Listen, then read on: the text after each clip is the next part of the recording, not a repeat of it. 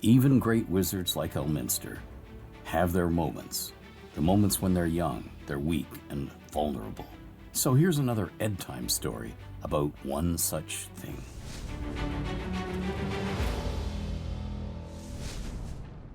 The Spell on the Door. Let me tell one last short tale.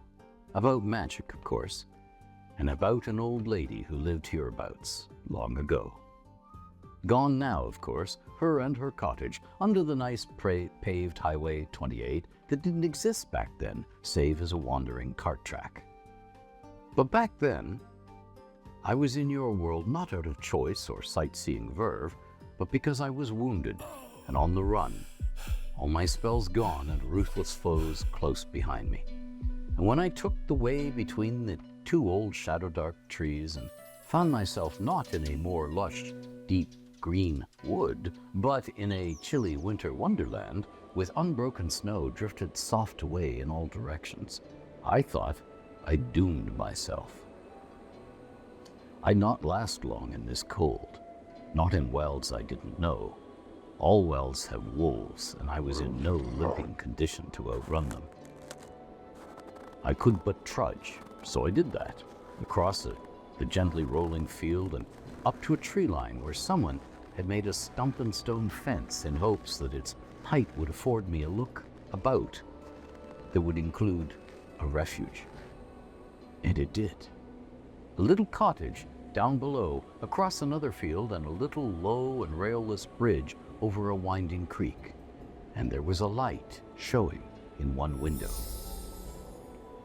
I made for it, only too well aware that the smooth, unbroken snow wasn't unbroken behind me. I was leaving tracks any fool could follow. There was no breeze, and no wolves howled. Yet.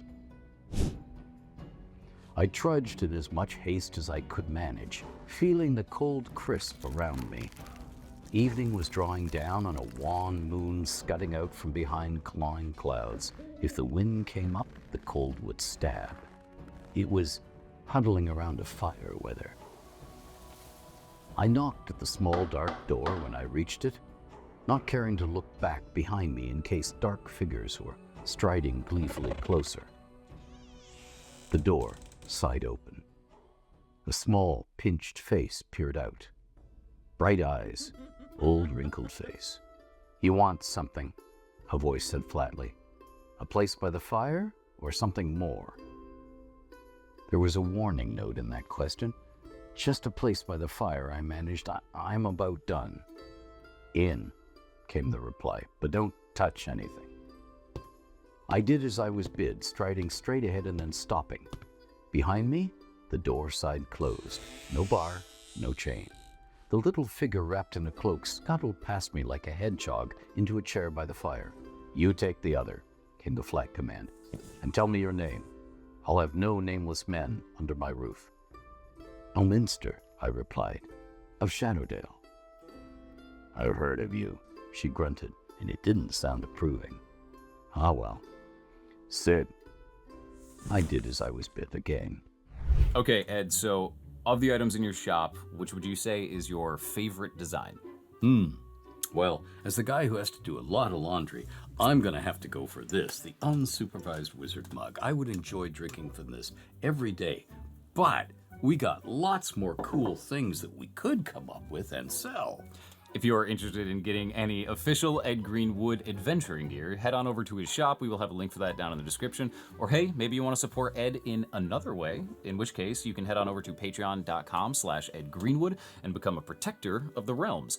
In doing so, you not only support Ed the man himself, while also getting access to a bunch of really super cool stuff, as well as early releases of all these videos, ad-free, but also you help facilitate us being able to make the best possible content for you on this platform.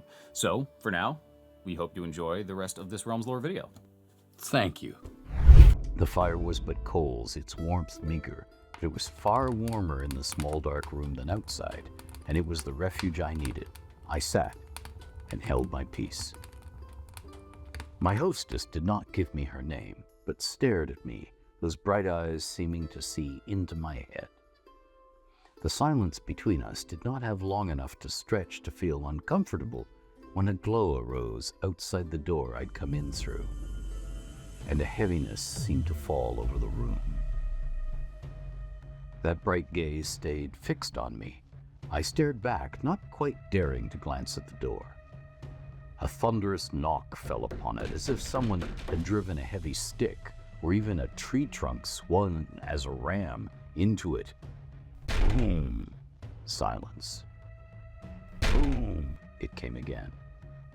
"Open up," a cold voice commanded from the far side of the door. "We know he's in there." "Do you now?" my hostess asked softly and got up out of her chair. It was too big for her. She had to slide off it so her feet could reach the floor, to scuttle to the door. "You," she commanded to me, one bright eye upon me, "sit and keep silent, no spells." Without waiting for my answer, she went and opened the door. 3 men stood outside, tall and terrible in their robes, wands in their hands with awakened magic running along them like cold fire. Their eyes held the hunger of wolves, and they saw me in the chair and gave me crooked smiles, smirks that promised death. "Well met," purred the foremost. "Stand aside, wench."